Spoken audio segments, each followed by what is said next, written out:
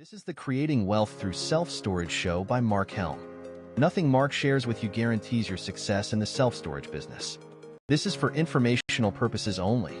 There are no calls to action, and nothing said or implied is a call for investment money into self-storage or any other asset class. You are responsible for your success in the self-storage business or any endeavor in life. Enjoy the show, and here is Mark Helm.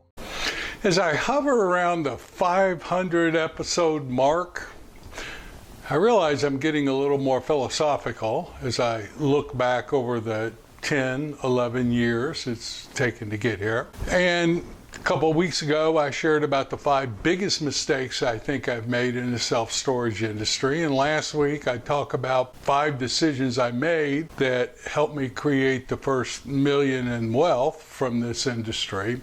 Today, I want to talk about 5 things I've learned about creating wealth. Some of what I'm going to share may seem evident to you, but it's really something I had to learn. My name's Mark Helm. I'm the author of Creating Wealth Through Self-Storage, and I'm the creator of the Quick Start Academy, which houses a lot of the training that I offer small investors who want to get in the real estate business or who want to grow their real estate business.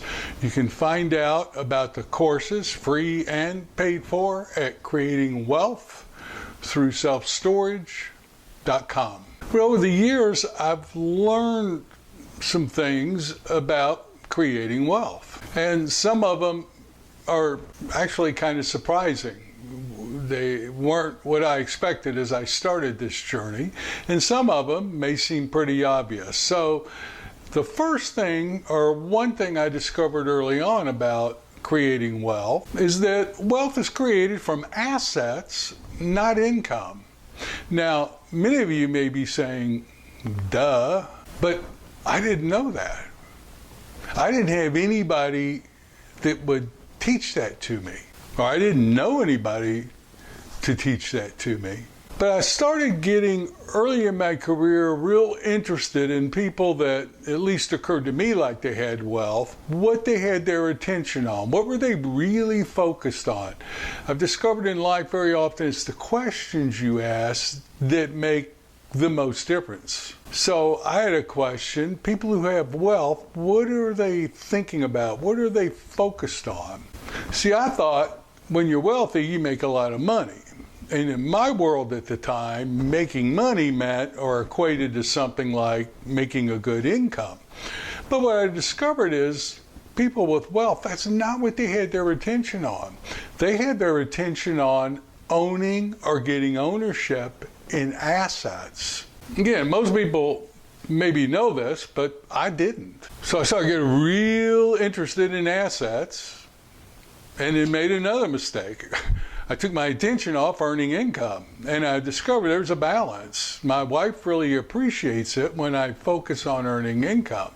You've got to earn some income, but I do spend the majority of my hours, well over 50%, focused on assets, owning assets. I don't have to own the assets all myself. In fact, especially like with self-storage, which is the primary asset that I spend my time, energy, and resources on, I actually feel much more comfortable owning that asset with other people. It spreads my risk, has a lot more brain power than I can bring to the table, and a lot more skill sets managing, running that asset on the table than I can bring myself. Now, that's just my preferred way. That's not necessarily the best way, and a lot of people I admire and respect don't want other people involved in their assets. That's totally fine. That was just my approach to it. But I also own other assets. I own stocks. I own companies. I'm partners in other companies. I've taken profits from the sale of some assets and invested them in other assets passively that generate passive income. You can own oil rigs, ATM machines, it doesn't matter. But I discovered, much to my surprise, wealth comes from assets, not from income. You just can't work enough hours to create wealth. You can make $5,000 an hour, and it still won't create the wealth that owning the right asset can generate. Now, the next surprising thing I learned was that wealth follows vision, not action. Now that may be a foreign concept to you, but I actually talk a lot about it in the book I've just released. I actually spent a lot of time, energy, and resources beginning to learn how the universe really operates. And what I discovered is wealth, or results, and if one of the results you want in life is wealth, that follows vision before action. Let me share with you what I mean by that. And when I say a vision, I mean a crystal clear vision. I'm creating X, whatever you want, by Y, whatever the time frame is. And I don't just create something. I spend, to this day, the first part of every single day experiencing that vision I'm living into. How does it feel? What am I doing?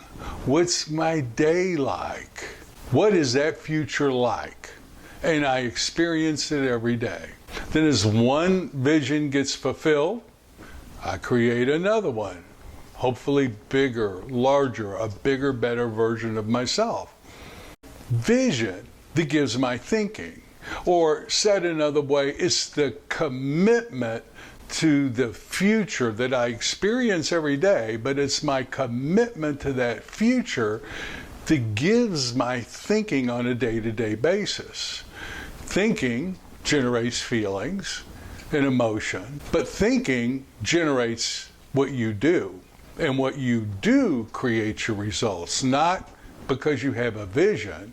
It's because of the actions you take that creates your results in life. Nothing else. Your intentions don't create your results. How you feel don't create your results. It's only the actions that you take that generate your results. What I've discovered is without a clear vision, or without a clear, said another way, without a commitment to a future that gives what I think about and feel every day, if all I did was create an action plan for that future, at any given moment in the day, without that commitment and without that being present to that future, what I do very often is dictated by how I'm feeling in the moment. And I don't always trust how I feel. It's like working out. If I only worked out when I felt like it, I wouldn't work out much. But I have a future calling me, called being fit and healthy.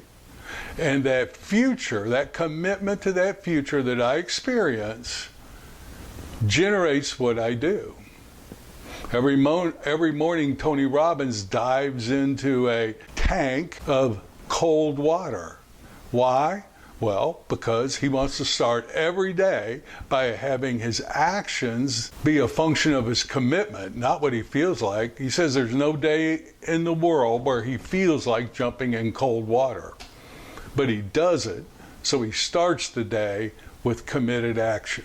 I don't jump in cold water. I've learned that nothing in our universe, from the subatomic particle level all the way to the entirety of it itself, is ever still. Everything in our universe is in constant motion. It's either expanding and getting bigger.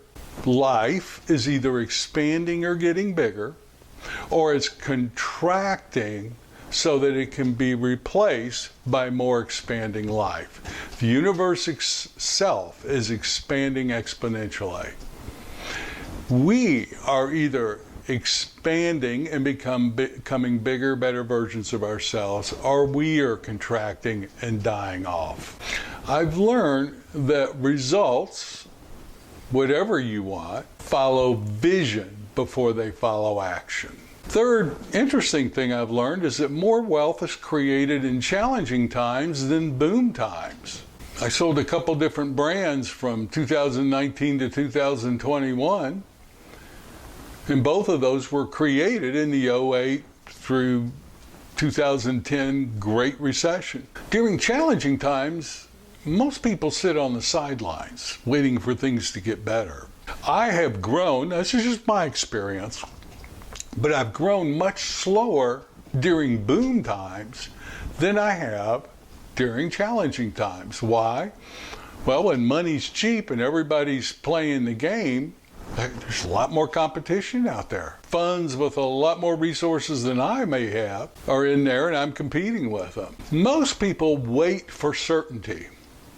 But if you have a future calling you, and you have a commitment to that future, and you're living into it, it's a lot easier to develop the muscle of taking action amidst uncertainty. I don't mean be reckless, but I've discovered that real wealth builders are able to take action during uncertain times. Opportunities show up during uncertain times that don't show up during boom times.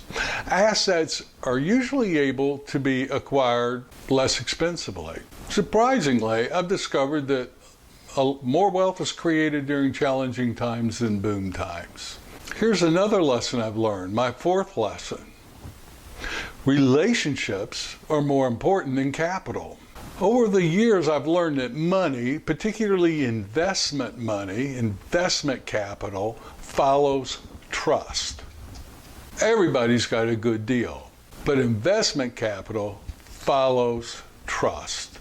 Tony Robbins, when I learned early in my business career, one of the things in a business mastery class I took from Tony Robbins was that proximity is power. He would make sure that he would be in this space of people that were at the station in life that he was trying to achieve. When he had no money, hanging around wealthy people or millionaires was what he attempted to do. Then when he was a millionaire and he was trying to grow, he would hang around billionaires. And he would say proximity is power. And I never understood it, or it took me a while to understand it.